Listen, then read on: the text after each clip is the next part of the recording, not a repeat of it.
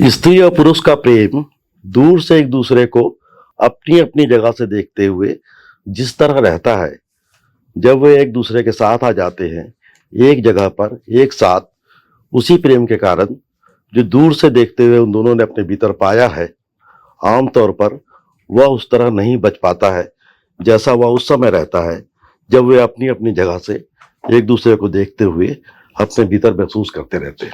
वह दूरी से एक दूसरे को देखना है जो घने प्रेम में पक रहा होता है।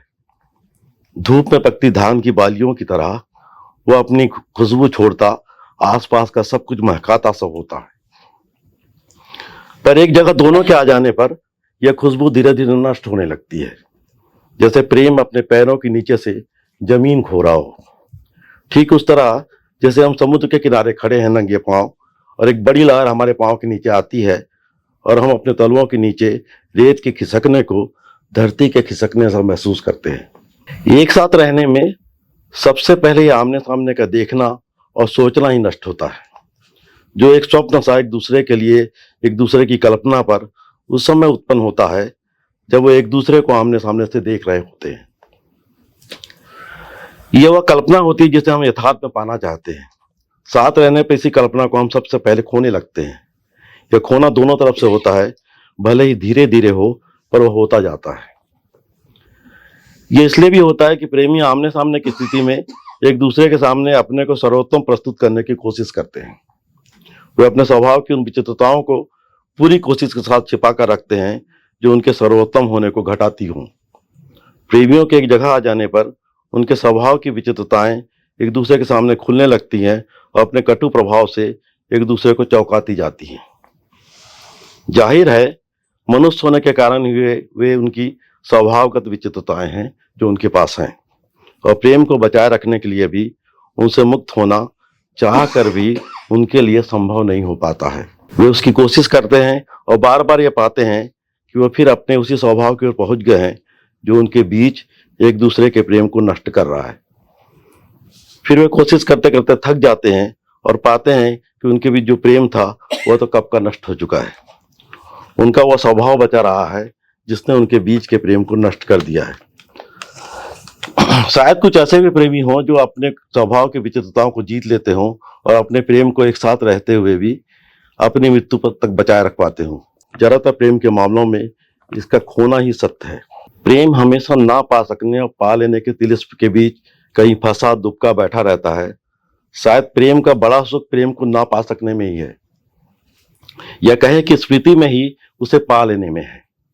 दूर से एक दूसरे को देखते हुए एक दूसरे के लिए जो प्रेम हम अपने भीतर पाते हैं वो कुछ समुद्र की उठती हुई ऊंची लहरों सा होता है, जिनका हर थपेड़ा प्रेम की एक और ऊंची लहर को पैदा करता है। एक साथ रहने पर यह लहरों की उठान मध्यम पड़ने लगती है। कई बार यह पता ही नहीं चलता कि दो प्रेमियों का साथ साथ का जीवन कब लहरीन समुद्र में बदल गया है। इसलिए यह कहना गलत नहीं होगा कि प्रेम की कल्पना प्रेम के यथार्थ से ज्यादा सुंदर और ज्यादा लालसामय होती है। इसलिए प्रेम की कल्पना के साथ पूरा जीवन काट लेना लगभग एक संपूर्ण प्रेम के साथ पूरा जीवन काट लेने की तरह है। यह कल्पना में काटा गया प्रेम का जीवन प्रेम का सबसे दीर्घ जीवन होता है। यह कह लें कि जिसके पास यह कल्पना है उसके पास प्रेम का यह जीवन उसकी मृत्यु तक है। इस तरह की सच्ची प्रेम कहानी प्रेम की कल्पना में है। प्रेम के यथार्थ की कहानी के पास प्रेम के झूठ अधिक होते हैं। प्रेम की कल्पना की कहानी में सिर्फ प्रेम की कल्पना का सच रहता है, ऐसा सच जो सिर्फ प्रेम को कह रहा हो, भले ही ये कल्पना के प्रेम को कह रहा हो। प्रेम कल्पना में ही अनंत अमर है, यथार्थ में प्रेम नश्वर है। एक प्रेमी कल्पना में अपनी मृत्यु तक अपने प्रेम को बचाए रख सकता है बेधड़क। अगर मृत्यु के बाद भी कोई दुनिया होती हो तो वह वहां तक भी उसे अपने साथ ले जा सकता है। उसे कौन रोकेगा? उसके पास दूसरा पक्ष नहीं है, वहां दूसरे पक्ष की कोई भूमिका भी नहीं है बस उसका अपना प्रेम। उसके पास अपने प्रेम का पक्ष है बस। तो जिसके प्रति वह है वो व्यक्ति ना रहे तब भी उसके प्रति उसका वह प्रेम रहेगा ही। क्या यही कारण नहीं है कि प्रेम की ज्यादातर कहानियां अपने भीतर प्रेम की उत्पत्ति को लेकर होती हैं? वे एक दूसरे को पा लेने के बाद प्रेम के धीरे धीरे अवसान होते जाने पर नहीं टिकी होती। वो प्रेम की मृत्यु पर नहीं होती हैं, वो प्रेम के जीवन पर भी नहीं होती हैं, वे आमतौर पर प्रेम की संभावना पर होती हैं। उसका सबसे बड़ा उदाहरण चंद्रशेखर शर्मा गुलेरी की कहानी उसने कहा था है, यह कल्पना में प्रेम की अद्भुत कहानी है जो तब अद्भुत नहीं रह जाती अगर लहना सिंह तेरी कुड़माई हो गई वाली लड़की को पा लेता। नहीं पाने के कारण वहां प्रेम की वो दुनिया बची हुई है जो हमें चमत्कृत करती है। आप देखें कि लैला मजनू, हीर रांझा, रोमियो जूलियट जैसी प्रेम कहानियां जनमानस के पास इसलिए अमर कहानियां हैं कि प्रेमी अंत में वहां मिलते ही नहीं है। कालिदास के अभिज्ञान शकुंतलम में भी प्रेम शकुंतला के पास बचा रह गया है, राजा उस प्रेम को भूल ही चुका है।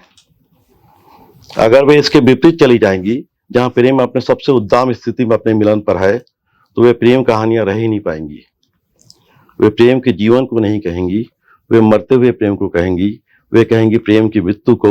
उन कहानियों को पढ़कर दया उपजेगी या उपजेगी घृणा, प्रेम के स्फुरन तो नहीं उपजेंगे।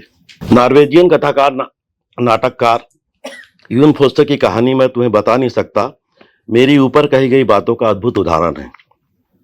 इस कहानी का नायक अपने स्कूल में एक लड़की को देखता है पहली बार। लड़की को देखते ही उसके भीतर एक दीप्ति जागती है, पैदा होती है। यह प्रेम की दीप्ति है। यह सिर्फ उसके भीतर उसे देखने भर से पैदा हो गई है। लड़कियों को यह पता भी नहीं चलता कि उसके पतझड़ की एक सुबह स्कूल के आहते से गुजरने के किसी के भीतर उसके लिए प्रेम की दीप्ति जगा दी है, जिसे वह लड़की जानती तो है, पर उसके भीतर अपने लिए जाग चुकी प्रेम की उस दीप्ति को नहीं जानती है, जिसने एक आदमी के भीतर कौंधते हुए उसका जीवन एक क्षण में ही बदल दिया है। पूरी कहानी लड़की को संबोधित होते हुए भी उस लड़की को संबोधित नहीं है, जिस लड़की के स्कूल के अहाते से गुजरने का दृश्य नायक के भीतर उसके लिए एक कभी ना खत्म होने वाले अनंत प्रेम को जगा गया है। वो कहानी का उदाहरण है। मैं तुम्हें पहली बार देखता हूँ, तुम्हें स्कूल के अहाते को पार करते हुए देखता हूँ, और तब से मैं तुम्हें स्कूल के अहाते को पार करते हुए देख रहा हूँ। तुम्हारे चलने में कुछ ऐसा था जैसे तुम चलकर जा रही थी, जैसे तुम हल्की से आगे को झुकी हुई थी, जैसे किसी बात पर नाज होने जा रहा हो तुम्हें, लेकिन इसके साथ ही तुम शर्मसार भी थी और छिप जाना चाहती थी। मैंने तुम्हें स्कूल के अहाते को पार करते हुए देखा। तुम्हारी चाल में कुछ ऐसा था, तुम्हारे काले बालों के साथ एक जैकेट जो तुम बहुत ढीली सी तुम पर झूल रही थी। जब मैंने तुम्हें स्कूल का अहाता पार करते हुए देखा, मुझे कुछ हो गया। मुझे नहीं मालूम वो क्या था, मुझे नहीं मालूम वो क्या है। खैर, इसका कुछ अर्थ भी नहीं है, कोई फर्क नहीं पड़ता, लेकिन ऐसी ही दीप्तिमान आभास जैसे तुम उस समय तुम्हारे चलने के ढंग में थे। तुम स्कूल का अहाता पार कर रही थी, उसी स्कूल में, उसी साल, ठीक उसी सुबह, नए स्कूल में तुम्हारा पहला दिन। पतझड़ के मौसम के बीचों बीच किसी समय तुम्हारे चलने के ढंग में यह क्या चीज थी जो एन उसी वक्त मेरे भीतर जड़ पकड़ बैठी, इतना गहरे में उतर गई, केवल मेरी स्मृति में ही नहीं लेकिन मेरे खुद के चलने के ढंग में। मैंने तुम्हें स्कूल के अहाते को पार करते हुए देखा, पतझड़ के कल सुबह, और तुम्हारी चाल में कुछ ऐसी चीज को देख लिया मैंने कि मुझ में एक बदलाव आ गया। जब तुम आधे से अंधेरे में स्कूल के अहाते को पार कर रही थी, खैर तुम्हें तो हंसना ही है तुम्हें, इसका कोई अर्थ नहीं है, लेकिन मैं इसके साथ साथ उस चीज के अंत की ओर चला आ रहा हूं जो मैं देखने जा रहा हूं, और वो तुम हो। पतझड़ की कल सुबह स्कूल के अहाते को पार करती हुई यही मैं साफ साफ देखता हूं अपने मन की आंख में। यही वो चीज है जो मेरे लिए सबसे ज्यादा अर्थ से भरी है। यही वो चीज है जो यून फोस्टर की इस कहानी के नायक के उसकी जवानी से लेकर बुढ़ापे तक आ गई है, और उसके साथ ही उसके मरते तक रहेगी। वह उस दीप्ति से कोई मुक्ति नहीं चाहता, वह उसके साथ रहता आया है और मृत्यु तक रहना चाहता है। यह उसके लिए बिना उस स्त्री के साथ रहे जिसे वह चाहता है, उसके प्रेम के साथ रहना है। नायक कहता है, जैसा कि मैं उन क्षणों के बारे में कहना चाहूंगा, ऐसा दीप्तिमान आभास जो मुझ में जड़ पकड़ बैठा है, इतना गहरे इसलिए उतर गया है क्योंकि उस पर कुछ अर्थ भरा हुआ है जिसे मैं समझ नहीं सकता। ऐसे अर्थ जो कि शायद अर्थ भी नहीं है। शायद चीजों की उस क्षणिक दीप्ति का कोई अर्थ नहीं होता, या कि और लोगों के लिए तो नहीं होता जो उस नायक के लिए है। यही सच है कि सिर्फ देखने भर से प्रेम के जाग आने का अर्थ सिर्फ उसके पास होता है जिसके भीतर किसी को देख अचानक प्रेम जाग उठता है। दूसरों के लिए पागलपन हो सकता है, एक तरह की बेवकूफ़ी हो सकती है। इस कहानी का नायक कहता भी है, सुनने में ठीक नहीं लगता, मूर्खतापूर्ण लगता है, क्योंकि जितने भी लोगों से मैंने प्रेम किया है, जो कुछ मैंने देख रखा है, जो कुछ भी घटा है मेरे जीवन में, तुम्हारी हरकत में, जैसे तुम्हारा शरीर हरकत में आता है एक अलग सुबह पतझड़ के बीचों बीच, जब तुम नई छात्रा के रूप में मेरे स्कूल में आई थी, वो मेरी देखी हुई चीजों में सबसे साफ साफ उभरता है। नायक के जीवन में आए अन्य प्रेम संबंधों को पाने के बाद नायक खो चुका है।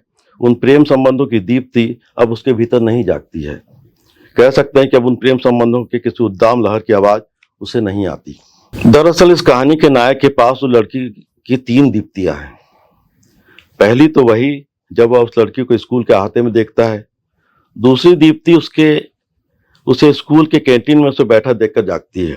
एक अन्य क्षणिक दीप्ति, वह दीप्तिमान आभास जब तुम स्कूल की कैंटीन में बैठी हो बाकी कुछ लोगों के साथ, लेकिन तुम उनके साथ नहीं हो, तुम दूसरों के साथ बैठी हो, और अपने आप में भी अकेली। तुम अकेली दूसरों के साथ बैठी हो, तुम अकेली बैठी हो अपने काले बाल लिए मेज के एक छोर पर जहां तुम अक्सर बैठती हो। मैंने कितनी बार देखा है तुम्हें वहां बैठे हुए, लेकिन इस बार मुझे याद है कि तुम वहां बैठी हुई थी और तुम्हारी आंखों में कुछ था। तुम्हारी नजर उठाकर देखने के ढंग में कुछ था, तुम्हारी निगाह में कुछ ऐसा जो कभी समझ नहीं सकता था। वहां कुछ था तुम्हारी आंखों में जो मुझ में गहरा उतर गया। मैं नहीं समझ सकता वह क्या था या है, बस तुम बैठी थी, तुमने ऊपर देखा, और उस निगाह के बारे में जो मैं कहता हूं, उस निगाह का वर्णन करना संभव ही नहीं है। तुम्हारी निगाह में बहुत कुछ था। उस सुबह स्कूल के कैंटीन में जहां तुम मेज के एक छोर पर बैठी थी, अकेली बैठी थी, दूसरों के साथ, तुम्हारी निगाह में कुछ ऐसा था जो समझ से परे था। क्षण भर के लिए सिर्फ वही और सिर्फ उसी समय, मैं भूल नहीं सकता उस समय को, मैंने तुम्हारी निगाह में जो देखा था वह मुझे जड़ पकड़ चुका है। मैं जो कुछ भी कह रहा हूं उसमें वह है। मैं समझ नहीं सकता, मैं उस चीज को क्यों नहीं भूल सकता। मैंने उस वक्त तुम्हारी आंखों में देखी थी, मैं उसे अपने भीतर संजो कर रखता हूं। कहीं गहरे में भीतर मेरी अपनी निगाह का हिस्सा बन चुका है वह। यह भयावह है, एक तरह से असंभव है। यह भी असंभव है कि तुम्हारी निगाह में देर सुबह स्कूल की कैंटीन में जहां तुम मेज के एक छोर पर बैठी थी अकेली दूसरों के साथ, जहां तुम अपनी आंखों के लिए हुए बैठी थी और तुमने नजर उठाकर देखा था, यह संभव है कि उस समय जो मैंने तुम्हारी निगाहों में देखा है वह मेरे जीवन की सबसे अर्थपूर्ण चीजों में से है। एकदम अर्थ से शून्य नहीं, वह दरअसल है जो मैंने अपने जीवन में देखा है। तीसरी दीप्ति नायक के भीतर तब जागती है जब वह उस लड़की को स्कूल के सभागार में उसकी आवाज को सुनता है। मैंने तुम्हारी आवाज को सुना, एक ऐसी आवाज जिसे मैंने कई बार सुना था। तुम्हारी आवाज को कुछ यूं सुना था जैसे मैं हमेशा के लिए, जब तक मैं जिंदा हूं, इससे पहले कि मैं गायब हो जाऊं, और तुम्हारी आवाज ठीक उसी वक्त गायब हो जाएगी मेरे साथ।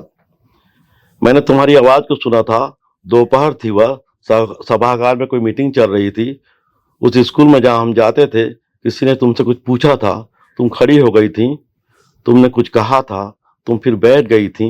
मुझे याद नहीं मीटिंग किस चीज के बारे में थी, मुझे याद नहीं तुमने क्या कहा था, लेकिन तुम्हारी आवाज में कुछ ऐसा था जैसे तुम्हारी आवाज में और तुम्हारा शरीर परस्पर संबद्ध हो। जब तुम उठ खड़ी हुई, तुम्हारी आवाज में कुछ ऐसा था, कुछ ऐसा जिसे मैं तभी से सुन रहा हूं और लगातार सुन रहा हूं।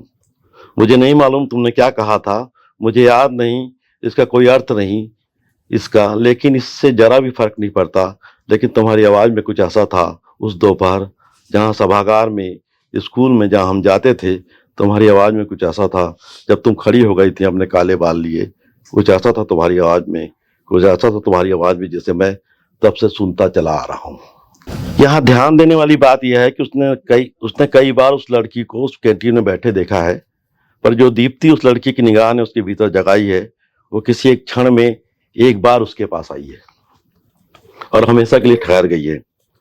उसने कई बार लड़की की आवाज को सुना, पर स्कूल के सभागार में उठती आवाज की दीप्ति उसके भीतर रह गई थी।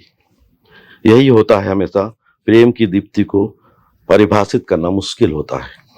यह जिसके भीतर जागी है उसके लिए मुश्किल तो है ही, पर जिसके कारण वह जागी है उसके लिए भी उसे समझना मुश्किल है। अगर वह नायक अपनी प्रेमिका को अपनी दीप्तियों के बारे में बताता तो उस लड़की के लिए भी उन दीप्तियों को समझना मुश्किल होता।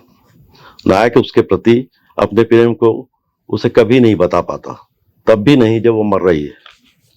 लड़की मरते रहती तो भी बोल नहीं पाता उसको।